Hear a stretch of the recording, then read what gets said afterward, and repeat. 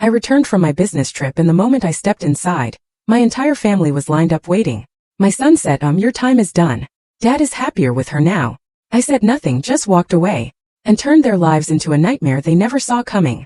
Imagine walking into your own home completely exhausted, only to find your entire family, your husband, your mother, your son, and your own sister, sitting there like a firing squad. What happened next wasn't just a breakup. It was a brutal execution. My son, the boy I loved more than life itself, looked me in the eye and said, "Mom, you're not in charge anymore. Aunt Jessica is. She makes Dad happier now." Can you even begin to imagine that kind of betrayal? Story narration. The wind coming off the Hudson that night was brutal. You know? The kind of cold that just slices right through your coat and settles deep into your bones. I just landed at JFK after 3 hellish days in Chicago, pulling off some miracle to save a huge deal my husband, Mark, had almost torpedoed with his sheer arrogance. My eyes were burning, my shoulders ached from my laptop bag, and all I wanted was a hot shower, a glass of Cabernet, and the comfort of my own bed. I couldn't wait to tell Mark I'd fixed his mess, that the Sterling Fuentes real estate empire, the one we'd built together for 22 years, was safe for another quarter. I pulled into the driveway of our Greenwich home. The living room lights were blazing, which was weird. Usually by 10 p.m., Mark would be in his study, and my son Jake would be tucked away in his room, probably gaming. I opened the front door, dropping my keys into the bowl. The silence that hit me wasn't peaceful. It was thick, heavy, almost charged like the air before a lightning storm. "Hello," I called out, my voice echoing a little too loudly. "Mark? Jake? I'm home." Then my mother's voice, Carol, drifted from the living room. My stomach just clenched. My mom lived 40 minutes away. What on earth was she doing here on a Tuesday night? A sudden sharp panic seized me. Had something happened to my sister Jessica? Was someone sick? I rushed towards the living room, my heart hammering against my ribs, ready for the worst. But it wasn't a medical emergency. It was a tribunal. They were all there, arranged perfectly on the designer leather couch I had picked out just last Christmas. Mark sat right in the center, impeccably dressed, but he couldn't meet my eyes. To his left, my mother, rigid hands clasped, and to his right, Jessica, my younger sister, and in the armchair, my son Jake. The atmosphere was suffocating. No one was crying, no one looked sad. They looked resolute. "What's going on?" I asked, my breath catching in my throat. "Is everyone okay, Mom?" I took a step forward, but Jake stood up. He didn't come to hug me. No, he planted himself like some kind of security guard blocking a door. He looked at me with eyes completely devoid of the warmth I had nurtured for 2 decades. "Mom, sit down," Jake said. His voice was cold, deeper than I remembered, stripped of all affection. "You need to listen, and you need to not make a scene." "Jake, you're scaring me," I pleaded. "What is this?" "You need to accept a new reality," he continued, reciting words that sounded chillingly rehearsed. "You're not in charge of this family anymore." I looked at Mark, desperate. "Mark, why aren't you saying anything?" He finally looked up. His handsome face, the one that had been the public image of our company for years, was twisted into this weird mask of pity, mixed with pure annoyance. "It's over, Eleanor. The charade is over." "What charade?" I felt like I was drowning on dry land. "Aunt Jessica," Jake said, gesturing to my sister. "She makes Dad happier now. Unlike you, she gets him." The world just stopped spinning. I stared at Jessica, my little sister, the one whose rent I'd paid for 6 years, the one I'd hired when no one else would give her a job. She sat there, legs crossed, wearing a silk blouse that looked suspiciously like one that had gone missing from my closet. And then I saw it. Mark's hand, resting so casually, so possessively on Jessica's knee. "We didn't want you to find out from a stranger," my mother, Carol, chimed in. Her voice wasn't apologetic. It was a lecture. "We wanted to do this as a family. Eleanor, you have to be realistic. You've been married to your job for years. Mark is a man with needs. He needs a wife who is present, not a business partner who sleeps with her laptop." "Mom," I whispered. The betrayal cut deeper than any knife. "You knew about this? You're approving of this." "I'm supporting happiness," Carol said, lifting her chin defiantly. "Jessica and Mark share a connection. They love each other, Eleanor. It's not something they planned. Just happened. You can't punish them for falling in love." I looked at Jessica. She offered a small, triumphant smile. Then she tucked a strand of hair behind her ear and looked down. On her finger, glinting under the recessed lighting, was a diamond ring. Not a new ring. My ring. It was the vintage Art Deco diamond Mark had given me for our 20th anniversary. The one that had mysteriously vanished from my jewelry box 6 months ago. I had torn the house apart looking for it, crying for days. Mark had told me I was careless, that I probably lost it at the gym. "That's my ring," I said, my voice trembling with a rage so pure it felt hot in my throat. "It looks better on her," Mark said with a shrug, like I was complaining about a broken toaster. "It was a waste on you. You never wear jewelry anyway. We want you to move out," Jake said, breaking the silence again. Dad's keeping the house. I'm staying here. It's better if you go. You create too much tension. My son, my boy, whose fevers I had nursed, whose college tuition I paid for by working 80-hour weeks, was kicking me out of the house I built. You're choosing this? I asked Jake, tears finally stinging my eyes. You're choosing the woman who was sleeping with your father behind my back? She's your aunt, Jake. She's not just my aunt anymore, Jake snapped. She's the only one who really listens to me. You just throw money at me and tell me to study. Dad and Jessica, they treat me like an adult. I looked at the four of them. My husband, my sister, my mother, my son, the four pillars of my life. And every single one of them was rotten. They weren't just breaking my heart. They were dismantling my existence with a cruelty that left me breathless. A wave of nausea hit me, but I swallowed it down. I would not give them the satisfaction of seeing me crumble. I would not scream. I would not beg. I straightened my spine. I looked at Mark, locking my eyes on his until he flinched and looked away. You think you've won? I said, my voice quiet but deadly calm. You think you can just rewrite history because you're bored and selfish? Don't make a scene, Eleanor, Jessica said, her voice cloyingly sweet. Let's be mature about this divorce. Divorce? I let out a short, dry laugh. Oh, you have no idea what's coming. Don't threaten us, Mark snapped, his arrogance returning. I've already spoken to the lawyers. You're out. The prenup, the company bylaws. I've got it all covered. Walk out that door, Eleanor. If you stay, I'll have security remove you from my property. Your property? I looked around the room. I chose every tile in this house. I paid for every brick and now you're trespassing, Jake said. That was it. The final break. I looked at my son one last time, memorizing the face of the stranger he had become. All right, I said. I turned. I didn't take my coat. I didn't pick up my keys from the bowl. I had my spare set in my pocket. I just walked to the door. Where are you going? Carol shouted, a sudden anxiety in her voice. Eleanor, we need to discuss the settlement. Mark has a generous offer if you sign tonight. I didn't answer. I opened the heavy oak door and stepped out into the frigid Connecticut night. The wind hit my face, drying the tears before they could fall. I got into my car, the engine roaring to life in the silent driveway. As I backed out, I saw them through the picture window. They were already pouring champagne. They were celebrating my erasure. I drove into the darkness, my hands gripping the steering wheel so tightly my knuckles turned white. I didn't know where I was going, but I knew one thing for certain. The Eleanor they knew, the doormat, the provider, the fixer, had died in that living room. And the woman driving away was someone they should be very, very afraid of. If you're listening to this and you are as furious as I was in that moment, please hit that like button and comment with the number 1 below. Let me know you're with me. Your support tells me I'm not alone in this fight. Comment 1 now, because believe me, what they did next makes this betrayal look like just the warm-up. I drove for an hour, the lights of Manhattan blurring into red and gold streaks across my windshield. My mind was a chaotic storm of images. Jessica's smirk, the ring on her finger, Jake's cold stare. But beneath the shock, a primal instinct was kicking in: survival. I needed gas. The low fuel light had been on since I left the airport, but I had been too eager to get home to stop. Now, on a desolate stretch of I-95, I pulled into a 24-hour gas station. My hands were shaking as I stepped out into the biting cold.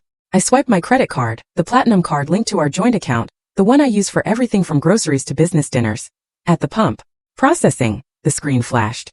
Then declined. Please see cashier. I frowned. That was impossible. The credit limit on that card was $50,000, and I paid the bill in full 3 days ago. I tried again. Declined. A cold knot formed in my stomach, heavier than the betrayal I just witnessed. I dug through my wallet and pulled out my personal debit card, the one linked to my checking account where my salary was deposited. I went inside. The clerk, a bored teenager with headphones, didn't even look up as I put a bottle of water and a pack of gum on the counter. I swiped the debit card. It's not going through, he mumbled, chewing his gum. Try it again, I said, my voice tight. There's money in there. He sighed and ran it again. Declined, ma'am. Insufficient funds or card blocked. You got cash. I stood there, frozen under the harsh fluorescent lights. My banking app. I had to check my app. My clumsy fingers fumbled for my phone as I logged in. Access denied. User authentication failed. Please contact your branch. I tried the business account. Access denied. I tried the joint savings account. Access denied. Mark hadn't just kicked me out of my home. He had executed a financial kill switch. He had been planning this. You don't lock a co-owner out of business and personal accounts instantly unless you've laid the groundwork with the bank, falsely claiming fraud or changing administrative privileges days in advance. He wanted me destitute. He wanted me stranded in the middle of the night with no resources so that I would crawl back and sign whatever generous offer Carol had mentioned. I rummaged through my purse, past the useless plastic, to the small zipper pocket at the bottom. I found 3 crumpled $20 bills and a handful of change. 60-something dollars. That was my net worth at this moment. I paid for $20 of gas and the water with cash. I got back in my car, shivering, not just from the cold, but from the terrifying awareness of my vulnerability. I couldn't go to a hotel. I had no credit card for a deposit. I couldn't go to my mother's. I couldn't go to Jessica's. I drove until I found a roadside motel with a flickering neon sign that read vacancy. It was the kind of place where truckers sleep for a few hours. The kind of place where the sheets smell like stale smoke and regret. Pay in advance, the night manager said through bulletproof glass. $50 for the night. I handed him $50 of my remaining $60. He slid a key through the tray. Room 12. The room was freezing. The heater rattled and spit out air that smelled like burning dust. I sat on the edge of the sagging mattress, still in my expensive business suit, my coat pulled tightly around me. I looked at my phone. The screen was lit up with notifications. No apologies. No, please come back. 118 missed calls. Most were from a number I recognized. Mark's personal lawyer, a shark named Richard Valentine. And then the emails started to arrive. Subject: marital dissolution agreement. Subject: urgent non-disclosure agreement required. Subject: notice of termination Sterling Fuentes Realty. I opened the termination notice first. It was a PDF attached to an email from the head of HR. A woman I had hired. A woman I had mentored. Dear Ms. Fuentes, effective immediately, your position as Chief Operating Officer is terminated for cause. Allegations of corporate espionage and gross negligence. I laughed. A harsh, raw sound in the empty room. Espionage? Negligence? I was the one who stayed until 3 a.m. auditing the books. I was the one who knew every zoning law in New York City. Mark didn't even know how to convert a PDF without asking for my help. And then a text message came through. It was from Jake. My thumb hovered over the screen, some small foolish part of me hoping he'd snapped out of it, that he was sorry. Mom, don't make this harder. Dad says he'll cut off my tuition and trust fund if you fight the divorce. He's promised me the VP position next year if I stick with him. You always told me to be ambitious. I'm just doing what you taught me. Please understand. I dropped the phone on the bed as if it were burning. That was the final erasure. Mark hadn't just taken my money and my job. He had bought my son's soul. He had used the wealth I helped build to bribe my own child against me. I curled up on the filthy bedspread, my knees pulled to my chest. The tears finally came, hot and fast. I cried for the little boy I used to read bedtime stories to. I cried for the sister I had protected on the playground. I cried for the husband I had believed in when he was nothing but a smile in a cheap suit. But as the night wore on and the tears dried into a crusty salt on my cheeks, something else began to settle in my chest. It was cold and heavy like a stone. They thought they had erased me. They thought by taking away the credit cards and the passwords they had taken away my power. They forgot one thing. They forgot who built the castle they were sitting in. They forgot who designed the security systems, who drafted the contracts, and who knew where all the bodies were buried. Mark thought Sterling Fuentes Realty ran on his charm. He was about to learn that it ran on my brain. And while he might have stolen the keys to the front door, he had forgotten that the architect always leaves a back door. I stared at the water stain on the ceiling, waiting for the sun to rise. I wasn't Eleanor the wife anymore. I wasn't Eleanor the mother. I was Eleanor the architect. And I was about to bring the whole damn house down. Sleep was impossible in that motel room. The roar of the highway traffic was a constant hum. But it was the noise in my head that kept me awake. The sharp, jagged memories replaying on a loop. To understand why I was lying on a dirty mattress with $10 to my name, I had to go back. I had to look at the foundations of my life and realize they had been cracked from the very beginning. I grew up in a small town in Pennsylvania, the older of 2 daughters. My father died when I was 7, leaving my mother, Carol, to raise us alone. His death broke something in her. Or maybe it just revealed who she really was. She was a woman who needed to be adored, to be the center of attention. And she projected that need onto her daughters, or rather onto one of them. Jessica was born beautiful even as a baby. She had golden curls and big blue eyes that made strangers stop on the street. I was plain, brown hair, serious eyes, sturdy. I was the responsible one. Jessica was the princess. I remember the day I turned 18. I had just received my acceptance letter to the Wharton School at the University of Pennsylvania on a partial scholarship. It was my ticket out. I'd worked 3 part-time jobs through high school, tutoring, waitressing, shelving books at the library, to save for the rest of the tuition. I ran into the kitchen, waving the letter. Mom, I got in. Carol was at the table painting Jessica's nails. Jessica was 12 then, already demanding and petulant. That's nice, Eleanor, my mother said without looking up. But keep your voice down. Jessica has a headache. But Mom, it's Wharton. It's the business program. Carol sighed, finally looking at me. Her eyes weren't filled with pride. They were calculating. Eleanor, honey, we need to talk about that money you've saved. My college fund. Well, Jessica has been scouted. There's a modeling competition in Miami next month. Could be her big break. But the fees, the travel, the portfolio pictures, it's expensive. My stomach dropped. Mom, that's my tuition money. I earned it. You're so selfish, Eleanor. Jessica piped in, blowing on her wet nails. You don't want me to be famous. When I'm rich, I'll buy you a car, Eleanor. My mother said, her voice taking on that tone, the one that mixed guilt with a command. You're the strong one. You're the smart one. You can always find a way. You can work another year. Take night classes. But Jessica, she's delicate. This is her dream. You wouldn't want to crush your sister's dream, would you? Families sacrifice for each other. I gave them the money. Of course I did. I had been conditioned for 18 years to believe that my value lay only in what I could provide for them. I was the scapegoat, the workhorse, the fixer. Jessica was the golden child, the star, the one who deserved to shine. Jessica went to Miami. She didn't get signed. She spent the money on clothes and theme parks. I spent the next year working double shifts at a diner to earn the money back. I started college a year late, exhausted but determined. That dynamic never changed. It just evolved. When I graduated at the top of my class, my mother didn't come to the ceremony because Jessica was having severe anxiety over a breakup with a 2-week boyfriend. I walked across the stage alone.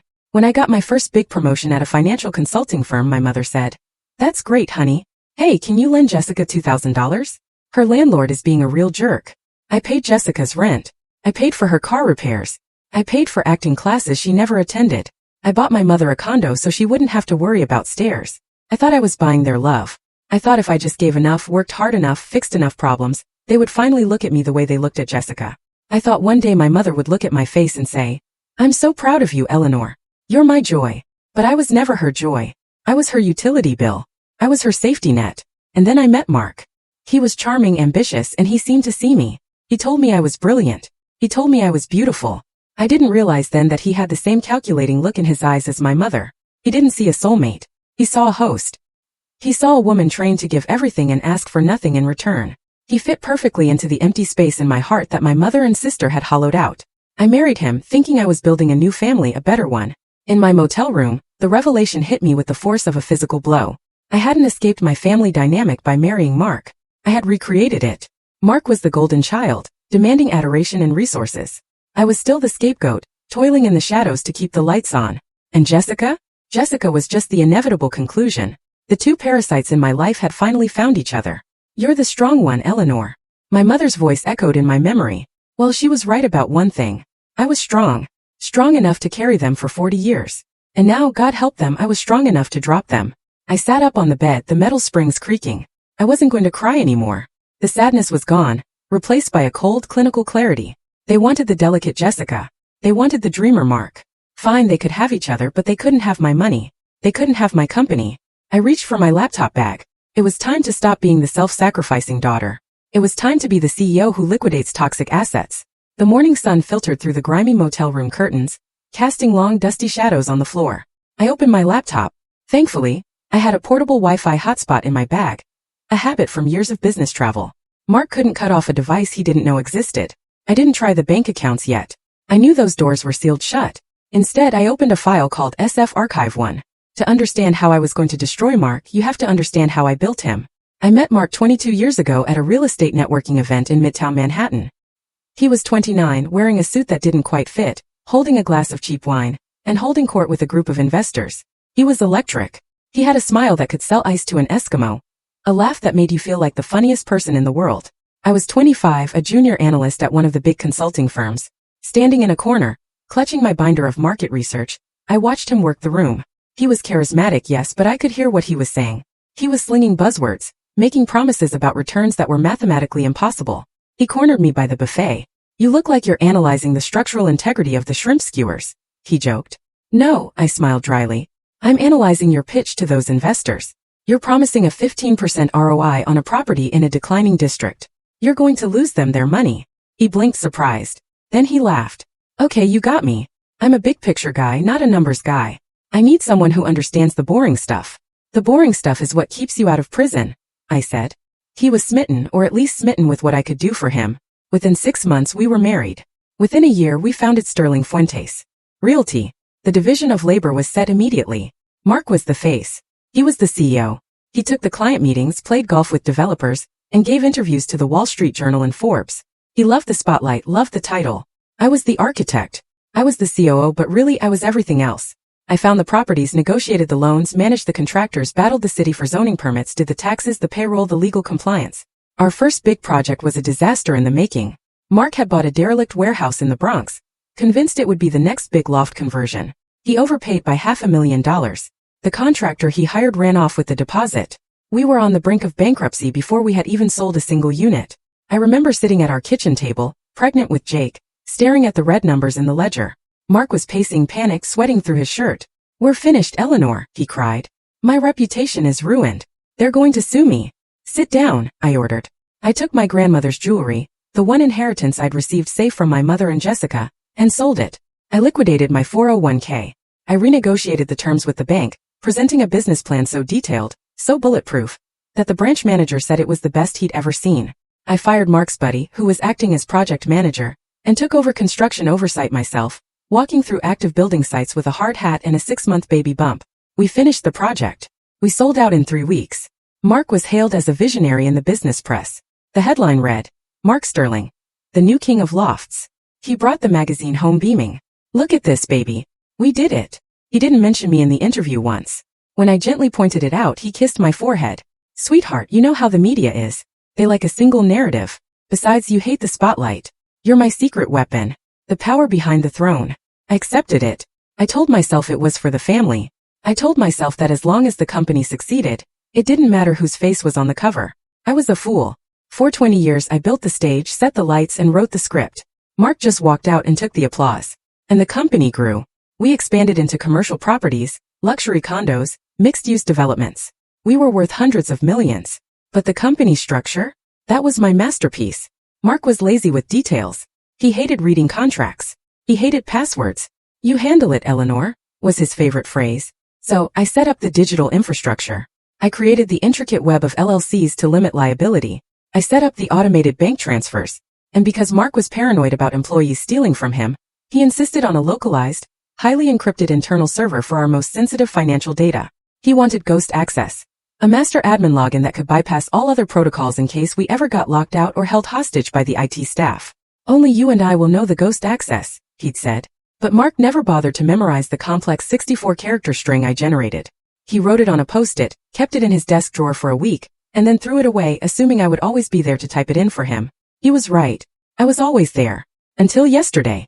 Now, sitting in the motel, I stared at the login screen for the Sterling Fuentes private server. The VPN tunnel was secure. Mark thought that by calling the bank and removing me as a signatory, he had cut me off. He thought by firing me through HR he had revoked my access. He relied on the standard protocols. He relied on the front door. He forgot about the ghost access. My fingers hovered over the keyboard. I typed the character string. It was a line from a Robert Frost poem mixed with the GPS coordinates of the first building we bought, and the date Jake lost his first tooth. Mark knew none of those things. Authentication in process. Access granted. Admin level. The screen flooded with data. The entire nervous system of Sterling Fuentes Realty was open before me. Emails, wire transfers, transfer logs, tax documents, private chat histories. I wasn't just looking at a company. I was looking at the crime scene of my marriage. I started downloading. I didn't want a few files. I wanted everything. Every email Mark had sent for the last 5 years.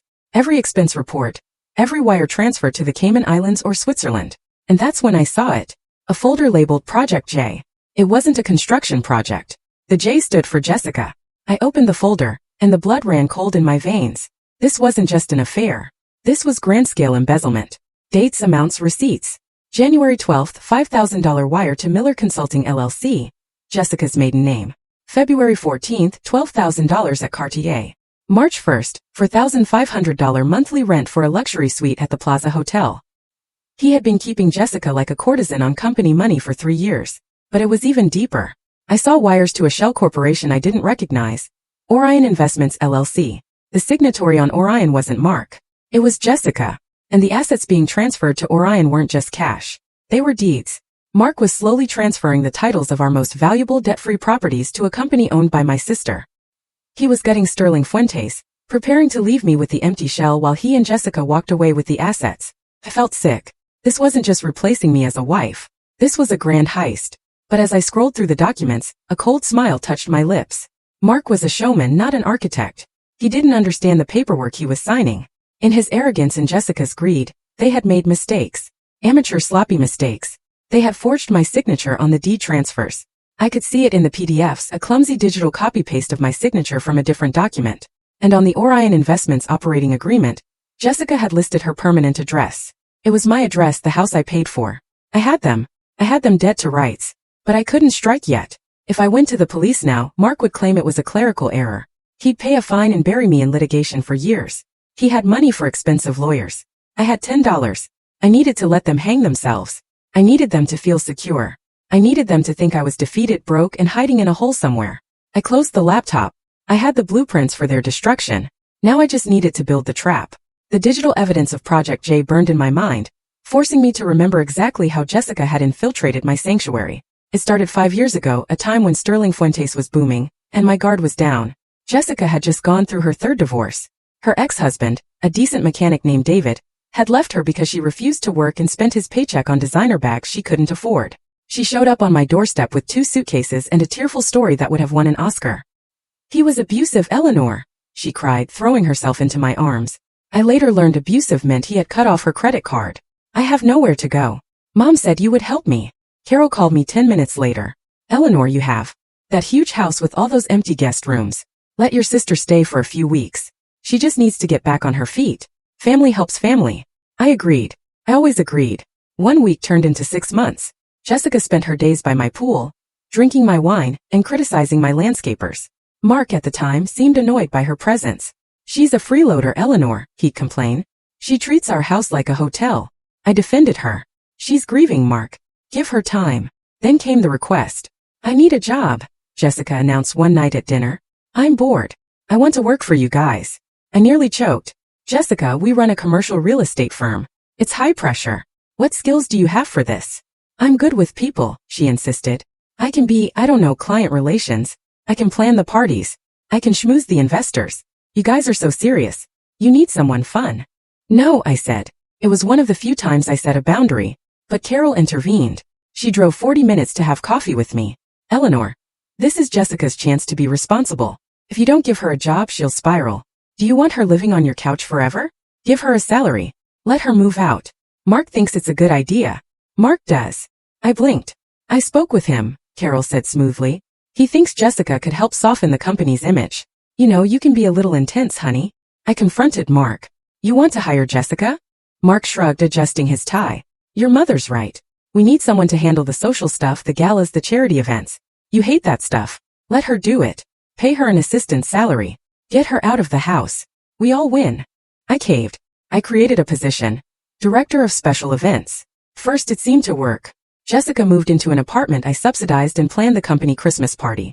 It was lavish, over budget, but a success. Then the subtle shifts began. Jessica started coming to the office every day, dressed not in business attire, but in body-hugging dresses that were just on the edge of inappropriate. She would spend hours in Mark's office discussing event logistics. I'd walk by and hear them laughing. Whenever I entered the room, they would fall silent. "What's so funny?" I'd ask, feeling a prickle of unease. "Oh, just a joke about a client," Jessica would say, smiling that saccharine smile. "You wouldn't get it, Eleanor. It's an inside thing." She started joining us for business lunches. Then she started replacing me at them. "Eleanor, you stay and finish the quarterly projections," Mark would say. "Jessica and I will take the developers to the steakhouse. You hate small talk." And I did hate small talk. I loved the work, so I let them go. I would stay in the office, eating a salad at my desk, crunching the numbers, making sure our profit margins were healthy, while my husband and sister were drinking dry martinis and laughing at my expense. I noticed changes in Mark. He started dressing younger. He bought a Porsche he didn't need. He started staying out late for networking. When I voiced my concern, Carol gaslit me into oblivion. "You're being paranoid, Eleanor," she scolded. "You should be glad Mark and Jessica get along. Most men hate their sisters-in-law. It's a blessing. Don't ruin it with your jealousy. It's unbecoming." Jealousy? She made me feel like a crazy, insecure harpy. Now, looking at the Project J folder on my laptop, I saw the reality. The networking dinners were dates. The business trips to Miami were vacations. And the consulting fees paid to Jessica were actually her allowance for being his mistress. The snake hadn't just slithered into the grass. I had opened the door, invited it in, and given it warm milk. And the worst part? My mother had held the door open. Carol had brokered this. She had pushed Jessica toward Mark, knowing exactly what Jessica was capable of. She wanted Jessica to have the life I had built because in her twisted mind, Jessica deserved the kingdom. And I was just the builder meant to put it up and walk away. I slammed my hand down on the cheap motel desk. The pain grounded me. Okay, I whispered to the empty room. You want to play the fun, irresponsible game? Let's see how much fun it is when the architect pulls out the load-bearing wall. I spent the next 6 hours in a forensic accounting trance. The ghost access gave me entry to everything, but I had to be careful. If I made any changes, if I altered any files, the system logs might alert the IT director. A man named Steven who used to be loyal to me, but now undoubtedly answered to Mark. So I became a ghost. I copied, downloaded, screenshotted, and traced the flow of money. It was worse than I thought. Sterling Fuentes was being bled dry to fund their lifestyle, and the transfers to Jessica's shell company. Mark had stopped paying vendors. We were 3 months behind on payments to the construction crews for the new skyscraper in the financial district. We were in default on the interest for 2 major loans. Mark was robbing Peter to pay Jessica. The company, my life's work, was a house of cards. If the creditors found out, we'd be insolvent in 30 days. But then I found something that made me sit bolt upright. It was an email chain between Mark and a private investigator at Valentine Investigations. The date was from 2 years ago. Subject: surveillance target Eleanor. Mark: I need dirt. Anything. Infidelity, substance abuse, mental instability. I need grounds to void the prenup. Valentine: Mr. Sterling, we've tailed her for 6 months. She goes to work. She goes to the grocery store. She goes to her mother's. She works late. There's no dirt. The woman's a saint. Mark: dig deeper or make something up. I can't afford to give her half. My breath hitched. 2 years. He had been planning to get rid of me for 2 years, but couldn't find a way to do it without losing money. And then a more recent email, dated 1 week ago. Mark: forget the dirt. We're going with the mental breakdown angle. Her family will testify. Her mother and sister are on board. We'll claim she's overworked, paranoid, unfit to lead. We'll force a no-confidence vote at the board. Once she's out, we trigger the buyout clause at the lowest valuation. Carol: I can testify she has been erratic lately. Very emotional. I'm worried about her, Mark. We have to do what's best for the company. I stared at the screen, tears of rage blurring my vision. My mother, my own mother, was conspiring to have me declared mentally unstable, so her golden child could steal my husband and my money. It was Shakespearean. I'll show you erratic, I seethed. I dug deeper. I needed leverage. The fraud evidence was good, but it would take time to prove in court. I needed something immediate, something that would terrify Mark. I found it in the tax filings. Last year, to secure a massive loan from a private equity firm, Mark had inflated the occupancy rates on our commercial properties. He had forged lease agreements. He had physically forged the signatures of tenants that didn't exist. This wasn't just civil fraud. This was bank fraud. This was a federal crime with prison time. And the loan documents were signed by Mark Sterling, CEO. My signature wasn't on them. I had been out of town for my aunt's funeral that week. A funeral Jessica skipped. And Mark had said he'd handle the paperwork. He had signed his own death warrant and didn't even know it. I copied the loan documents. I copied the fake leases. I created a dossier. That was a nuclear bomb. I glanced at the clock. It was 2 p.m. I had been working nonstop for 12 hours. I was hungry, unwashed, and running on pure adrenaline. I needed a burner phone. I couldn't use my cell. They were probably tracking it or pulling the records. I went to a convenience store across the street, buying a cheap prepaid phone with cash. Back in the room, I sat on the bed and stared at the new phone. Who could I call? My friends? Most were couple friends shared with Mark. They'd likely side with charming Mark. Or stay neutral. My family? Obviously not. My employees? Too risky. I needed someone powerful, someone who hated Mark, someone with the resources to wage a war. A man's name popped into my head. Arthur Vance. Arthur was a billionaire real estate magnate in New York. Old money, ruthless but principled. 3 years ago, Mark had outbid Arthur for a prime piece of land in the Hudson Yards development. Mark had won by bribing a city councilman, Franklin Miller, to rezone the land, a move I had vehemently opposed, but which Mark did behind my back. Arthur had suspected foul play. He had publicly called Mark a climber in a cheap suit. Mark had laughed it off, but Arthur had never forgotten.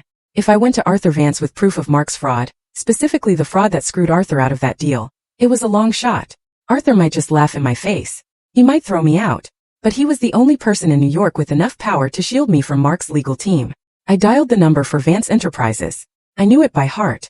I'd looked at it enough times when we were rivals. Vance Enterprises, chairman's office. A crisp voice answered. I need to speak with Mr. Vance. Immediately. Mr. Vance is in meetings. May I ask what this is regarding? Tell him it's Eleanor Fuentes. Tell him I know how Mark Sterling got the rezoning for the Hudson Yards plot. And tell him I have the emails. There was a pause. 1 moment, please. 30 seconds later, a deep, gravelly voice came on the line. Miss Fuentes, to what do I owe the pleasure? Did your husband send you over to gloat? My husband just fired me, emptied my bank accounts, and moved his mistress into my house, I said, my voice steady. I'm not here to gloat, Mr. Vance. I'm here to burn him to the ground, and I thought perhaps you'd like to bring the marshmallows. Silence, then a low chuckle. I'm listening. Before I went to meet Arthur Vance, there was one more wound I had to cauterize. One file I had been avoiding in the Sterling Fuentes database. Jake's trust fund. Jake was my weak spot, my Achilles heel. I had shielded him from Mark's narcissism his entire life. When Mark forgot Jake's birthday, I bought the gift and signed Mark's name. When Mark missed Jake's soccer games, I told Jake that Dad was working hard for our future. I had raised him to believe his father was a hero, covering up the reality that his father was a negligent egomaniac. I realized now that had been my greatest mistake. I had protected Jake from the truth, and in doing so I had allowed Mark to buy his loyalty with lies. I opened the trust fund documents. Mark had recently amended the terms. Originally, the fund was to be paid out at age 25, conditional on college graduation. The new terms, dated 2 weeks ago, immediate access to a $200,000 cash provision, transfer of title for the 2023 Porsche 911, and the attached correspondence. Jake. Dad, Mom's going to flip if I drop out next semester. Mark. Mom's not going to be in charge much longer, Jakey. She treats you like a kid. I treat you like a man. You want the car? You want the cash? You just have to back me up when the time comes. You have to tell the lawyers Mom's been acting strange, that she's unstable. Jake. Well, she has been kind of stressed lately. Mark. Exactly. She's losing it. We have to protect the company. If you stick with me, I'm making you VP of Acquisitions next year. No degree needed. You can learn on the job just like I did. Jake, VP? Seriously? Okay, I'm in. What do I have to do? I read the words and my heart didn't just break. It atomized. Vice President of Acquisitions? Jake was failing intro to economics. He spent his weekends playing video games and sleeping until noon. He wasn't qualified to run a lemonade stand, let alone a department in a multi-million-dollar company. Mark was setting him up to fail, stroking his ego to use him as a pawn against me. And Jake, my sweet boy, had sold his mother out for a Porsche and a title he hadn't earned. I remembered the text he sent me last night. Dad says he'll cut off my tuition. He wasn't worried about tuition. He was worried about the easy money. I pulled up Jake's credit card statement, the one I paid. Liquor store, nightclub, online gambling site, nightclub, strip club. He was in a tailspin, and instead of parenting him, Mark was funding it to buy an ally. I picked up my burner phone. I hesitated. This was my son. But the boy who sat on that couch and told me to accept reality wasn't the boy I raised. He was his father's creation. If I continued to cushion his fall, I would lose him forever to Mark's world of corruption and shallowness. The only way to save him, to truly save him, was to let him crash. I typed a text message. I didn't send it yet. Just wrote it, staring at the cursor. Jake, I saw the emails. I saw the car. You chose the easy way. But the easy way is a trap. When your father is done using you, he will discard you just like he did me. I love you enough to let you learn this the hard way. Good luck, Mr. Vice President. I saved the draft, wiped my eyes. I navigated to the payroll system. I removed Jake from the intern payroll he'd been on for 3 years despite never setting foot in the office. I couldn't touch the trust fund. Mark controlled that now, but I could touch the health insurance. Jake was on my policy, the policy I personally paid for. Jake Sterling. Reason: no longer a full-time student. It was petty. It was small. But it was the first time in 21 years I wasn't fixing something for him. My phone buzzed. It was the address for the meeting with Arthur Vance. 1 hour. The Union League Club library room. Come alone. I closed the laptop. I went to the bathroom and splashed cold water on my face. I tried to smooth my hair. My suit was rumpled, but I shook it out. I put on a layer of lipstick, my armor. I looked in the mirror. The woman looking back at me looked tired. Yes, but she looked dangerous. She looked like a mother who had lost her cubs and had nothing left to lose. You want unstable, Mark? I said to my reflection. I'm about to show you an earthquake. I walked into the Union League Club in the same rumpled suit I'd fled my house in, carrying a laptop bag that contained enough evidence to send my husband to Rikers Island. The doorman eyed me skeptically. This place smelled of old money, cigars, and mahogany. A world Arthur Vance ruled. I found him in the library room, sitting in a leather wingback chair reading the Financial Times. He was 65, with silver hair and eyes like polished flint. He didn't stand as I approached. Miss Fuentes, he said, folding his paper. You look terrible. I feel terrible, I admitted, sinking into the chair opposite him. But my brain is working perfectly. You mentioned the Hudson Yards deal, Arthur said, getting straight to the point. You said you had proof. I opened my laptop. I wasted no time on pleasantries. I pulled up the dossier I had compiled in the motel room. I turned the screen toward him. 3 years ago, Mark outbid you for the Hudson Yards plot.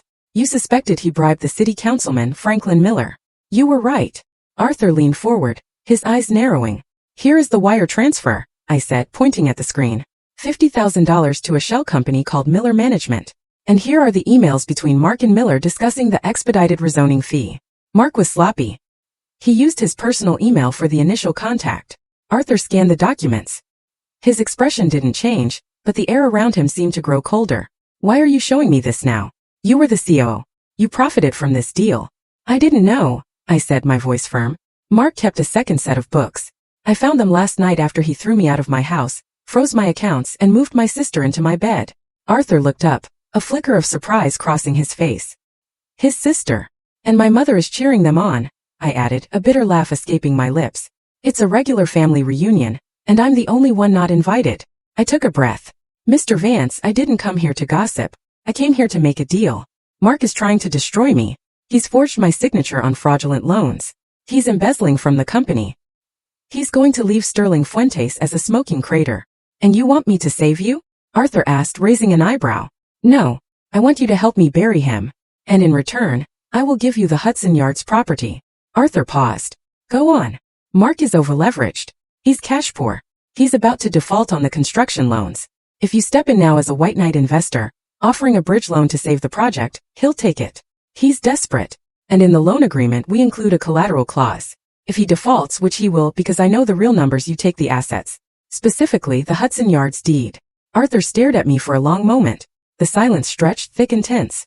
Then a slow smile spread across his face. It wasn't a warm smile.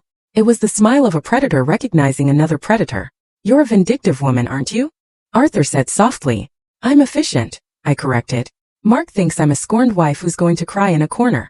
He doesn't realize I'm the one who wrote his business plan. Arthur closed my laptop and pushed it back toward me.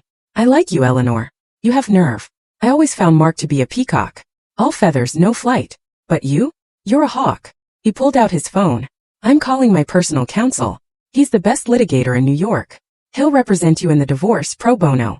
Consider it an investment in our new partnership. Thank you, I whispered, relief flooding through me. And Eleanor, Arthur added, his eyes hard. Don't disappoint me. If we do this, we destroy him utterly. No mercy. No taking him back when he cries. He won't be crying, I said, thinking of Mark's smirk as he took my ring. He'll be screaming. Arthur nodded. Good. Now let's get you a hotel room that doesn't charge by the hour. You can't plan a war if you haven't slept. That night I slept in a suite at the Plaza Hotel, paid for by Vance Enterprises. I took a long bath, scrubbing the grime of the motel from my skin. As I lay between the clean, crisp sheets, I felt a profound shift inside me. For 20 years I had been the fixer. I had smoothed over Mark's mistakes, cleaned up his messes, made him look good. I had been the invisible glue holding it all together. Now I was going to be the solvent. I was going to dissolve everything he thought he owned. I picked up my burner phone and sent Arthur a one-word text. Ready. 3 days later the trap was set. Arthur's lawyer, a terrifyingly calm man named David Qua, had drafted the divorce settlement. It was a masterpiece of legal misdirection. On the surface it looked like a complete surrender. The proposal. Mark gets the family home. Mark gets full ownership of Sterling Fuentes Realty. Eleanor receives a one-time lump sum of $500,000, a fraction of what I was owed. Eleanor relinquishes all claims to future alimony. It looked like I was giving up. It looked like I was broken, desperate for cash, and just wanted to run away. Mark would love it. Fed his ego perfectly. But buried deep in the 60-page document in Section 14, subsection C, paragraph 4, was the poison pill clause. In the event that either party to this agreement is found to have engaged in undisclosed criminal activity, fraud, or embezzlement during the marriage, or is convicted of a felony within 24 months of signing, this agreement in its entirety shall become null and void. In such an event, all assets, including 100% of company shares and real estate holdings, shall revert to the non-offending party as punitive damages. Mark never read the fine print. He paid lawyers to do that, but his lawyer, Richard Valentine, was lazy. I knew this because I used to pay his invoices. Valentine would skim contracts looking for the big numbers, the settlement, the alimony. He wouldn't be looking for a specific reversion clause buried in boilerplate liability language. I met Mark and his lawyer at Valentine's office. I wore no makeup, just an old sweater. I kept my head down, staring at the floor. I needed to sell the picture of the defeated woman. Mark strode in like he owned the world. He was wearing a new Italian suit and smelled of expensive cologne, probably a gift from Jessica. Well, look what the cat dragged in, Mark sneered as he sat down. I hope you're ready to sign, Eleanor. Jessica and I have wedding invitations to order. Just give me the check, I said, my voice quavering. I just want to be gone, Mark. I can't fight you anymore. Mark laughed, looking at Valentine. See? Told you she'd fold. She doesn't have the stomach for this. Valentine slid the papers across the table. Standard agreement, Eleanor. You walk away with $500,000 and a clean slate. Just sign here, here and here. Picked up the pen. My hand was shaking. Part acting, part pure adrenaline. And Jake? I asked softly. Jake's staying with me, Mark said, leaning back in his chair. He's my VP now. We're going to build an empire together without your constant nagging. I felt a sharp pain in my chest, but I swallowed it. Okay. Just take care of him. Sign the damn papers, Eleanor. I put my name on the line that seemingly signed away 20 years of my hard work. Then Mark signed. He did it with a flourish, a big, arrogant Done, Valentine said, closing the folder. The check will be wired to your account tomorrow. Mark stood up, buttoning his jacket. He looked down at me with a smirk that made my skin crawl. You know, Eleanor, you should thank me. You were always too uptight for this life. Go live on a farm or something. Find yourself a nice librarian. Goodbye, Mark, I whispered as he walked toward the elevator. I could hear Mark laughing with Valentine. That was easier than I thought. She didn't even ask for the beach house. The elevator doors closed, cutting off his laughter. I leaned against the metal wall and let out a long breath. He had signed. The poison pill was active. Now all I had to do was prove the crime, and I already had the proof. I just needed the right stage to present it. And what better stage than a wedding? Mark and Jessica had announced the date. It was in 3 weeks. A whirlwind romance, they called it. They wanted to be legitimized before the spring gala season. 3 weeks. That was my deadline. Left the building and got into Arthur's waiting town car. He signed. Arthur asked from the back seat. He signed, I said, a genuine smile finally breaking through. He thinks he bought my silence for $500,000. He just signed away his entire life.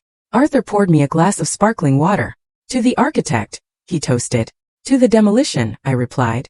The next 3 weeks were an exercise in masochism. I had to remain invisible while Mark and Jessica flaunted their victory all over New York.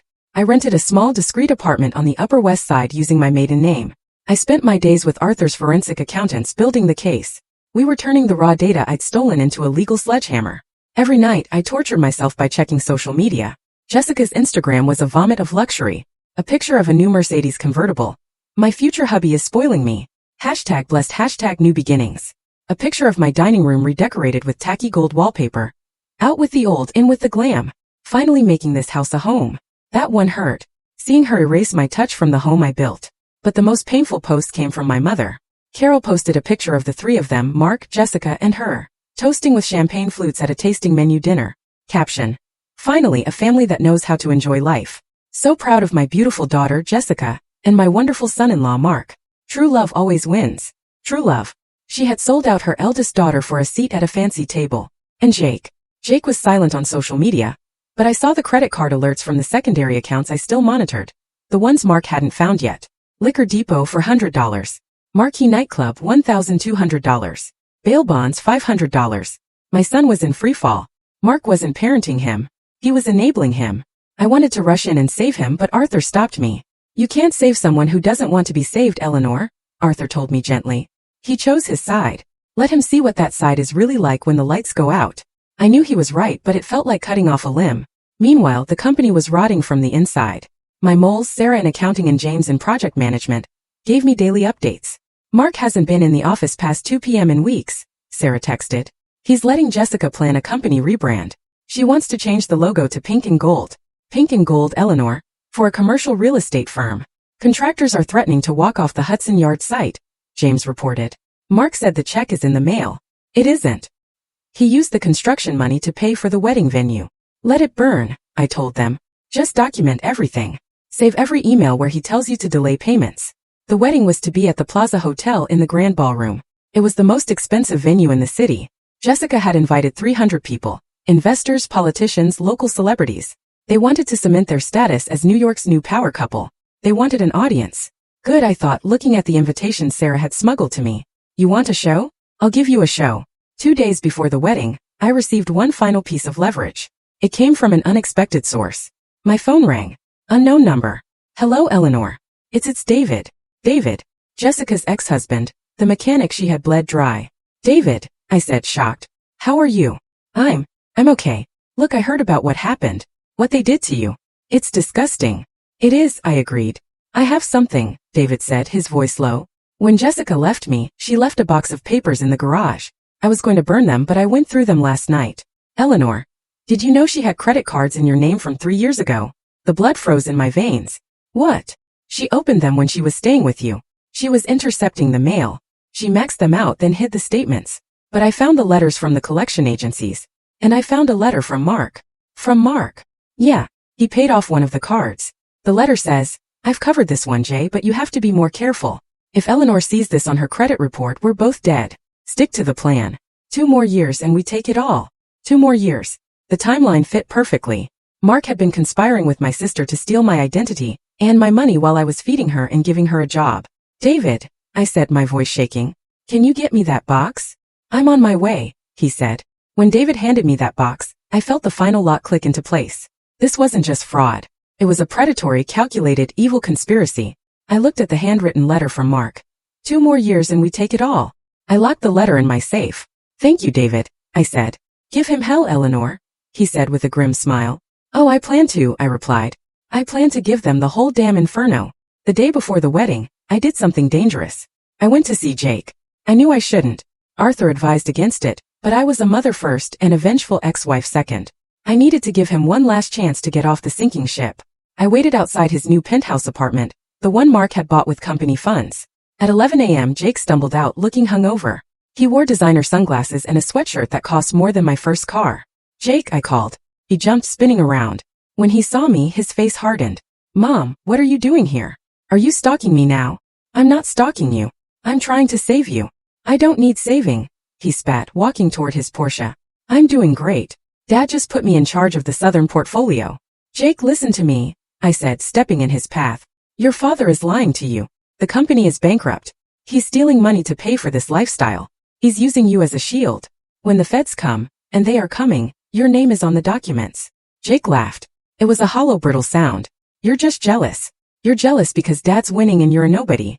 You're living in some dump, right? Dad told me. I'm living in reality, I said, my voice urgent. Jake, please don't go to the wedding tomorrow. Just say you're sick. Go away with your friends. Just don't be there standing next to him when it happens. When what happens? He challenged. You're going to crash it? You're going to make a scene? God, you're pathetic, Mom. Dad said you'd try to ruin it. He called me pathetic. I felt the rage rise, but I pushed it down. Jake, look at me. I raised you. I know you. You are not this person. You are kind. You are smart. You are not a thief. I'm not a thief, he shouted, his face reddening. I'm a businessman like Dad. Dad is a fraud. I yelled back.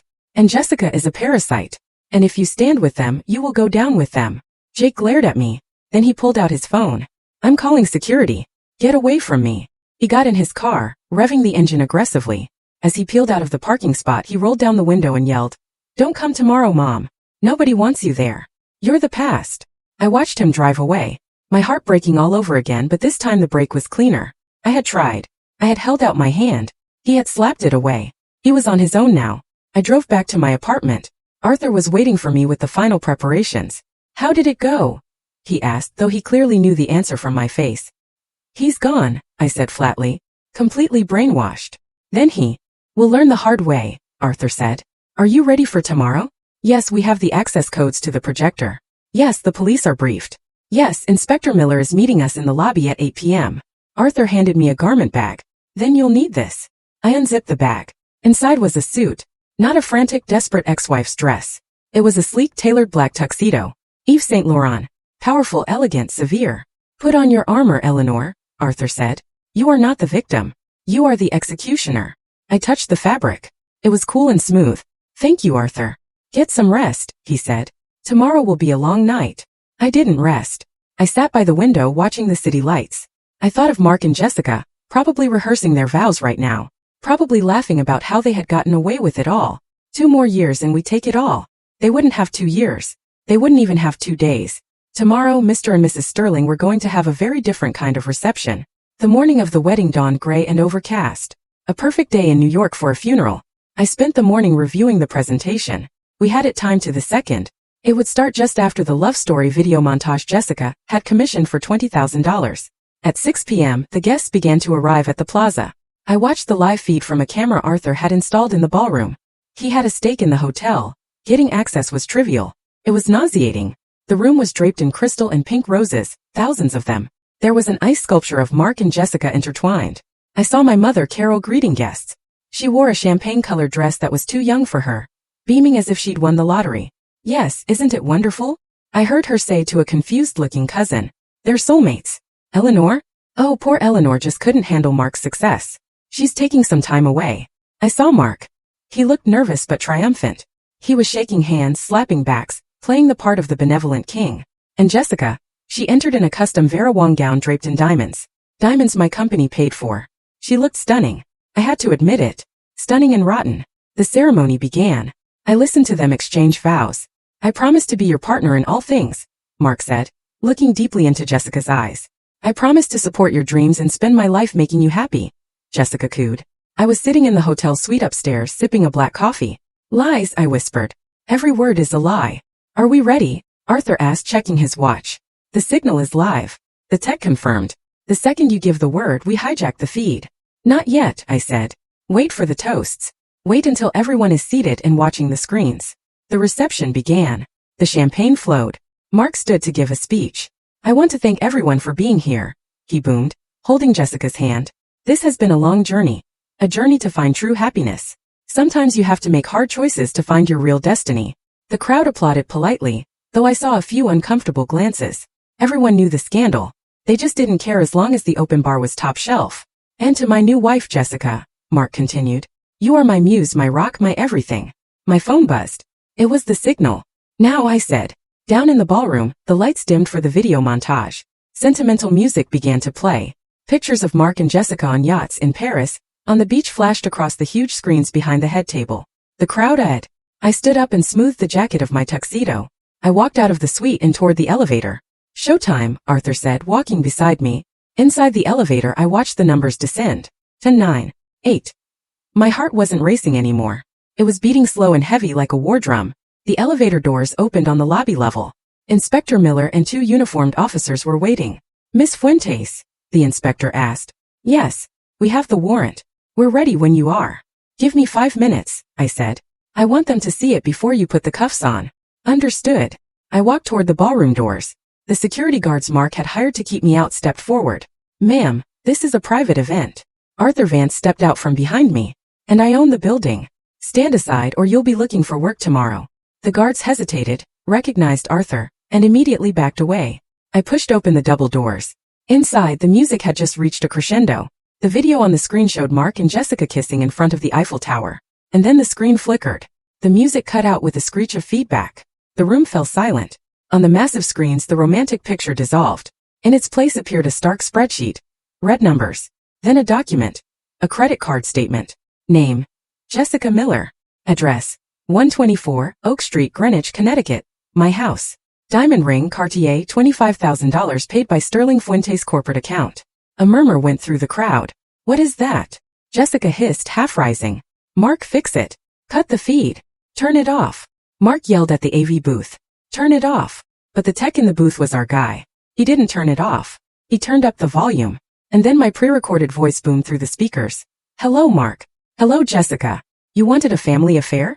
You wanted everyone to witness your union? Well, let's show them what this union is really built on. Every head swiveled, not to the screen but to the back of the room. I stood there, a solitary figure in black holding a small remote. The silence in the grand ballroom was absolute. 300 pairs of eyes turned in their chairs to stare at me. I walked down the center aisle, my heels clicking rhythmically on the marble floor. The black tuxedo made me look like a shadow against the sea of pink flowers. Mark was frozen at the head table, his face drained of all color. Jessica clutched her napkin to her chest, her mouth agape. My mother, Carol, looked like she was about to have a heart attack. Eleanor, Mark whispered, the microphone picking up his shaky voice. What are you doing? I didn't stop until I reached the center of the dance floor, directly in front of the head table. I looked at them, the people who had been my world now. Just small frightened figures on a stage. I'm here to make a toast, I said, my voice projecting clearly without a mic. I held up the remote, clicked it. The screen behind them changed again. This time it was the email chain between Mark and the private investigator. Mark, dig deeper or make something up. I can't afford to give her half. The crowd gasped. I saw investors, men Mark respected, men he needed, leaning in, whispering furiously. Turn it off. Mark screamed, lunging toward the DJ booth. Security. Get her out of here. Sit down, Mark.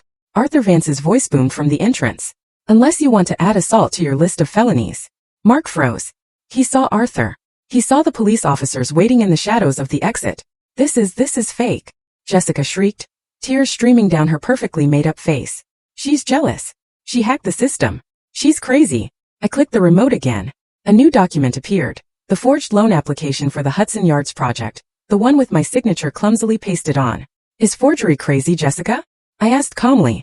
Is bank fraud crazy? Because those are federal charges. And guess whose name is on the shell companies receiving the stolen funds? I clicked again.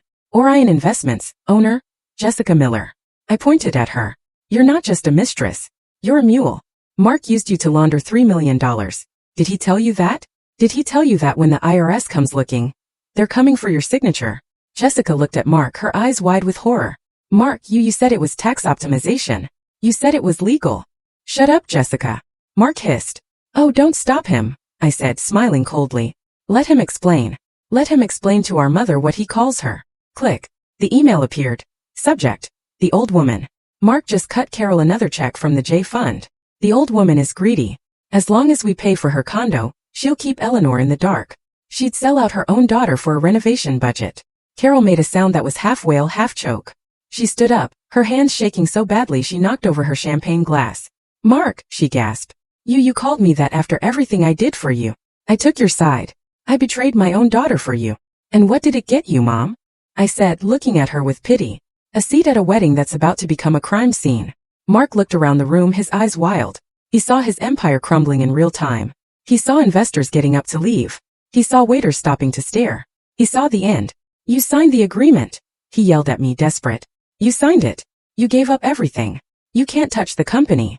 Section 14, I said simply. The poison pill. You committed a felony. The agreement is void and everything, the house, the company, the assets, reverts to me. Mark's knees gave out. He collapsed into his chair. And Jake, I said, turning my gaze to my son, who sat at the end of the table, pale as a ghost.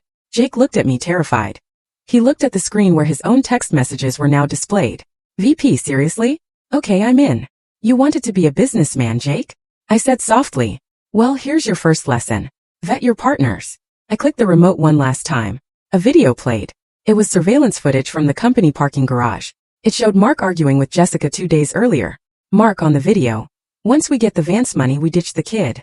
Jake's a liability. We'll leave him with the tax debt and move to Monaco. He's too stupid to figure it out. The room was deathly quiet. Jake stood up slowly. He stared at his father. The hero worship in his eyes was gone, replaced by a devastating understanding. Dad, Jake whispered. You were going to abandon me? Mark stammered. Jakey, that wasn't. I was just stressed. It's out of context. You called me stupid, Jake said, his voice breaking. You said I was a liability. Jake, sit down. Mark ordered, trying to regain control. Don't listen to her. Jake didn't sit down. He picked up his champagne glass and threw it in Mark's face. I hate you. Jake screamed. I hate you. Chaos erupted. Carol was sobbing. Jessica was hyperventilating. Mark was wiping champagne from his face, looking like a drowned rat. I lowered the remote. The presentation was over. I nodded to Inspector Miller. The police entered the room. The guests parted like the Red Sea. Mark Sterling, the inspector announced. You are under arrest for bank fraud, embezzlement and forgery. Jessica Miller, you are under arrest for conspiracy and money laundering. No, Jessica shrieked as an officer grabbed her wrists. I didn't know. I'm just his fiancée. He made me do it. Tell it to the judge, the officer said, clicking the cuffs shut. Mark didn't scream. He just stared at me. As they cuffed him, he locked eyes with me. You ruined everything, he spat. You bitter, vengeful bitch. I walked up to him. I stood so close I could smell his fear. I didn't ruin anything, Mark, I said, my voice as calm as a frozen lake. I just turned on the lights. And you? You're just a cockroach that got caught. They dragged them away. The wedding guests stood in stunned silence. The only sound was Carol's weeping. I looked at the head table one last time. The cake was untouched. The flowers were perfect. The illusion was shattered. I turned to Arthur Vance. I believe I'm done here. Brilliant, Arthur said, offering me his arm. Absolutely brilliant. As we walked out, I didn't look back at my crying mother or my devastated son. Not yet. They had made their beds. Tonight they had to lie in them. The days after the wedding were a media circus. The New York Post ran the story on the front page. Bridal doom. Real estate mogul arrested at altar. I gave no interviews. I let the evidence speak for itself. I moved back into my house 3 days later. The police had cleared it as a crime scene. It was strange walking back into the rooms I had designed. Jessica's things were everywhere. Tacky clothes, cheap magazines, half-empty wine bottles. I hired a cleaning crew. Throw it all out, I told them. Anything that isn't mine. Burn the sheets. Replace the mattresses. I wanted to scrub her DNA from my life. Mark was denied bail. The judge deemed him a flight risk because of the Monaco plan on video. He was at Rikers Island, trading his Italian suits for an orange jumpsuit. Jessica made bail. Paid for by my mother, who had liquidated her retirement savings to get her baby out. But Jessica wasn't free. She was facing 5 to 10 years.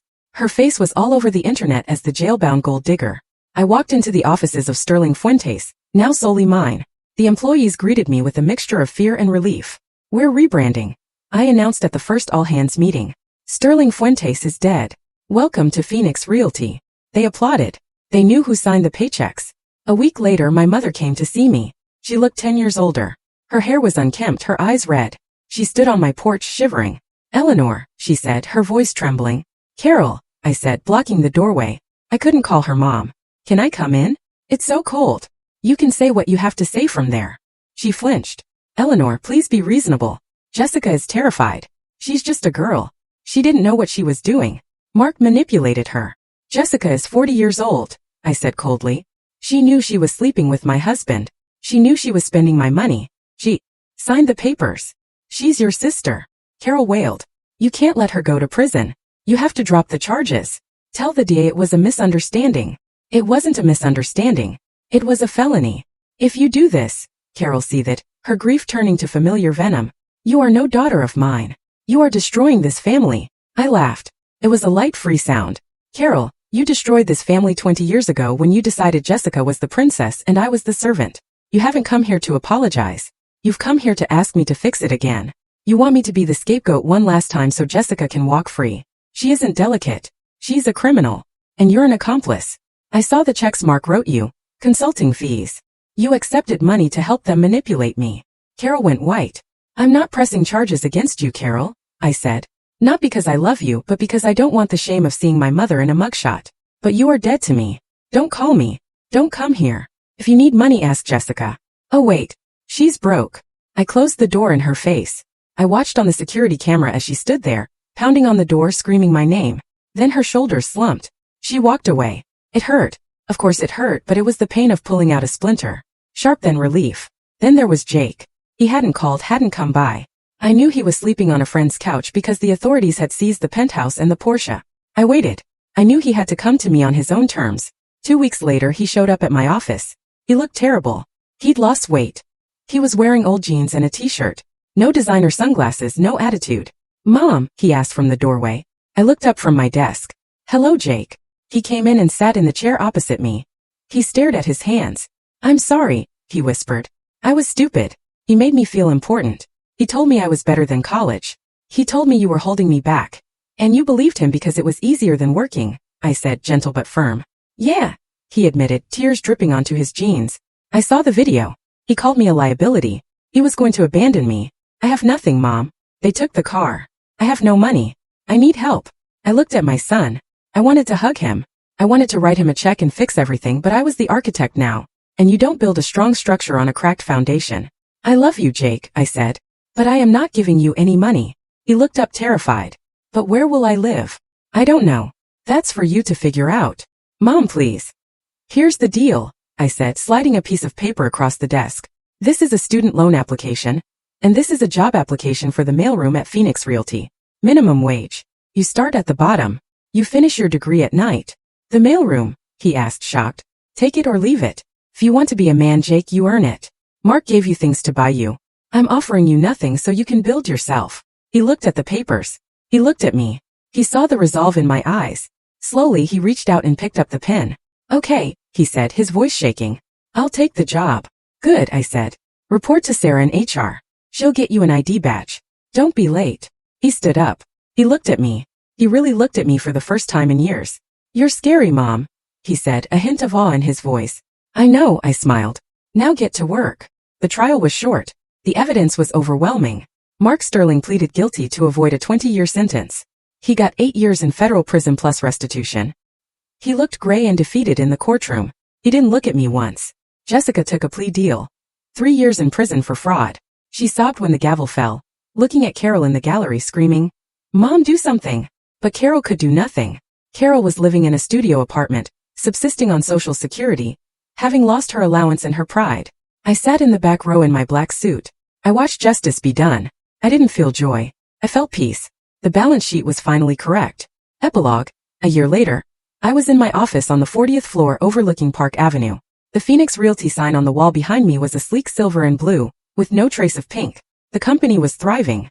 We had just closed the Hudson Yards deal with Arthur Vance. He was putting in a mixed-use development, luxury condos, yes, but also affordable housing units and a community center. My phone buzzed. Jake. Hey mom. Just finished my econ final. Think I aced it. Also, the mailroom team improved sorting efficiency by 15% this week. Do I get a raise? I smiled. Don't push it, but dinner's on me tonight. 7 p.m. Jake was working hard. He was tired, broke, and humbled, and I had never been prouder of him. He was becoming the man I knew he could be, not the caricature his father tried to mold. There was a knock on my door. Come in. Arthur Vance walked in with a bottle of champagne. To the 1-year anniversary, he said, of the day you burned down the circus. It feels like a lifetime ago, I said, accepting a glass. You know, Arthur said, leaning against my desk. Mark sent me a letter from prison. Wants to know if I'll buy his shares in the old shell companies. He needs commissary money. What did you tell him? I told him I only do business with the CEO. And the CEO is busy building an empire. We clinked glasses. I looked out at the city skyline. I had lost a husband. I had lost a sister. I had lost a mother. But I had found myself.